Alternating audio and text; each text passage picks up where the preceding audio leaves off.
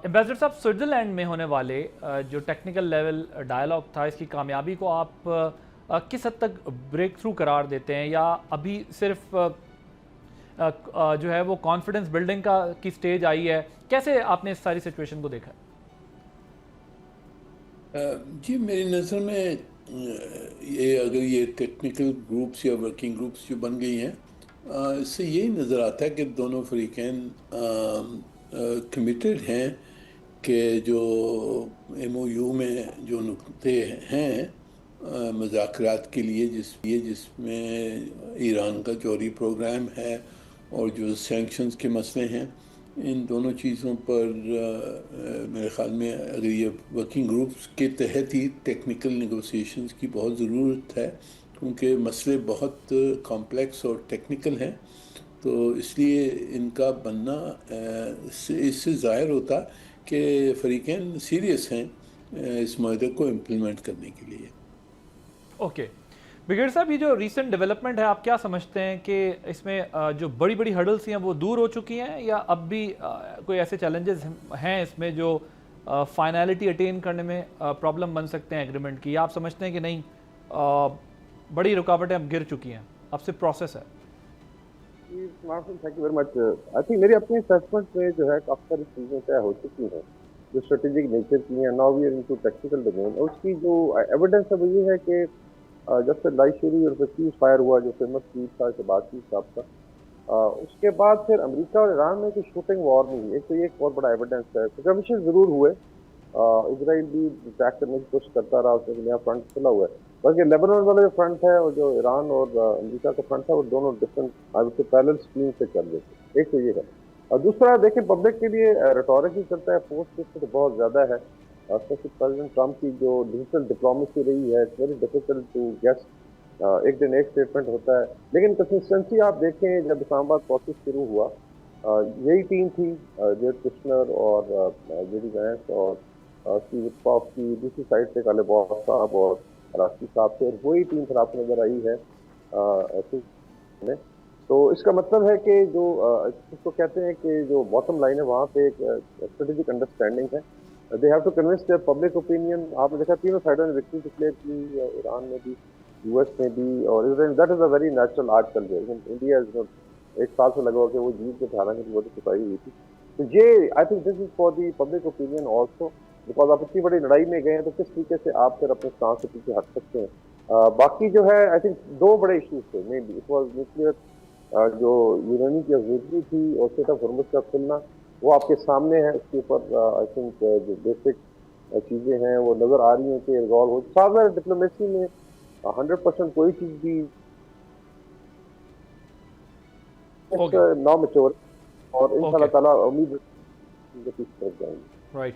Ambassador साहब, ये जो डेप्यूटी प्राइम मिनिस्टर ने, फॉरेन मिनिस्टर इसहाक डार साहब ने स्टेटमेंट दी है कि ईरान अग्री कर गया है कि वो अपना जो एनरिच यूरेनियम है वो बाहर तो खैर नहीं भेजेगा, लेकिन उसका लेवल कम करने पर अग्री कर गया है, तो ये एक बहुत बड़ी ऑब्स्टिकल जो थी वो निकल गई है आपके ख्याल में इस सारे प्रोसेस में? And how do you see this statement? जी मेरे ख्याल में हमारे डिप्टी पीएम ने ये स्टेटमेंट की है तो कुछ बेसिस के ऊपर की होगी।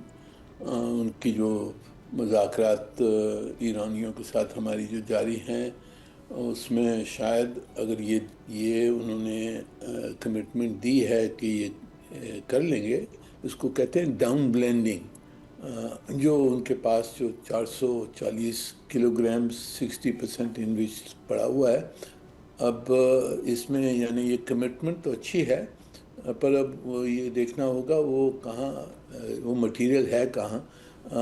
कुछ लोगों का ख्याल है कि वो गड़ा हुआ है, जो साइट्स के ऊपर अमेरिका ने बमबारी की, तो कोई लोग कहते हैं कि वो गड़ा हुआ है, उसको पहले निकालना होगा, फिर कि किसकी सुपरविज़न के तहत ये डाउन ब्लेंड कैसे होगा, यानी टेक्निकल सवालात बहुत होंगे कि इसको डाउन ब्लेंड किया जाए। पर अगर ईरान ने ये कमिटमेंट दी है तो एक बड़ा मसला हल हो सकता है जो जौहरी प्रोग्राम के बारे में। दूसरा जो मसला है वो इन्रिचमेंट करेंगे या नहीं करेंगे आगे जाकर, उसके ऊपर भी रिजॉल्व करना होगा। और मेरे ख्याल में اگر یہ دو مسئلے حل ہو گئے تو تیسرا جو مسئلہ ہے وہ کہ مانیٹرنگ کیسی ہوگی، انسپیکشن کون کرے گا؟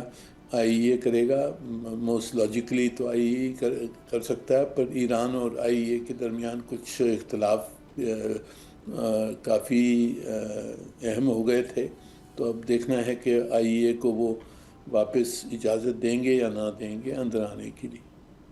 وہ امریکہ کی سٹیٹمنٹ آئی ہے کہ ایران جو ہے وہ تیار ہو گیا آئی اے کو انسپیکشن کروانے کے لیے، اور اس پر ذرا ایمبیسڈر صاحب آپ یہ بھی بتائیں مجھے کہ امریکہ اور ایران کے بیچ میں جو ایک کمپوزٹ ایگریمنٹ طے پا جاتا ہے اگر کوئی، تو اسرائیل اور حزب اللہ جیسے جو امپورٹنٹ پلیئرز ہیں کیا وہ بھی باؤنڈ ہوں گے پھر اس سارے پروسیس میں؟ کس حد تک یہ پاسبل ہوگا کہ یہ جو لیبنن والا ایشو بھی چل رہا ہے اور اسرائیل بھی پیچھے ہٹنے کو تیار نہیں ہوتا اور حزب اللہ کی طرف سے بھی سٹیٹمنٹس آ رہی ہیں، تو اس پروسیس کے بعد آپ کو لگتا ہے کہ وہ بھی تھوڑا سا رکیں گے، تحمل سے کام لیں گے یا نہیں؟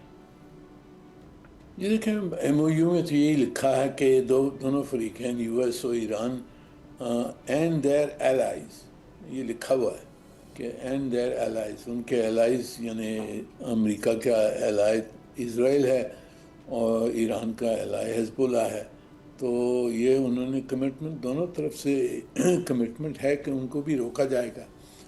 امریکہ کوشش کر رہا ہے اسرائیل کو روکنے کی اور کچھ اس میں اضافہ ہوا ہے، پر اسرائیل بہت ناخوش ہے، اور نیتنیاہو اور ان کے جو ایکسٹریمسٹ منسٹرز ہیں انہوں نے کوئی نہ کوئی شوشہ میرے خیال میں ڈھونڈنا ہوگا کہ اس جنگ کو جاری رکھیں، پر اب دیکھنا ہے کہ ٹرمپ صاحب اس کو قابو میں کرتے ہیں صحیح طرح سے یا نہیں۔ میرے خیال میں حزب اللہ، اگر جہاں تک حزب اللہ کا تعلق ہے تو اس کو ایران میرے خیال میں کنٹرول کر سکتا ہے۔ اسرائیل کا بڑا سوال ہے کہ اس کو امریکہ کنٹرول کر سکتا ہے یا نہیں۔ ٹھیک، بالکل صحیح۔ سبسکرائب کریں اور بیل دبائیں تاکہ کوئی خبر رہ نہ جائے۔